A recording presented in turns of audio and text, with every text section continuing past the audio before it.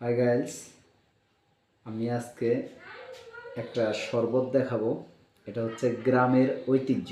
ঠিক আছে, এটা অনেকেই এখন বর্তমানে মিস করেন, অনেকেই না খায় বললেই চলে। ঠিক আছে, তো আমার শাশুড়ি বানাইছে, আজকে দেখাইতেছি। এই যে দেখাও, এটা কি কি দিয়ে বানানো হয়েছে। দেখলে অনেকে মনে করবেন যে রং চা, ঠিক আছে, লাল চা বা অন্য কোনো কিছু। তবে এটা হচ্ছে আম সপ্তাহ, মানে যেটা গ্রামের ভাষায় বলে আমশি। আম দিয়ে যে আমশি দেয়, ওই আমশিরে গোলায়া তারপরে একটা শরবত বানাইছে।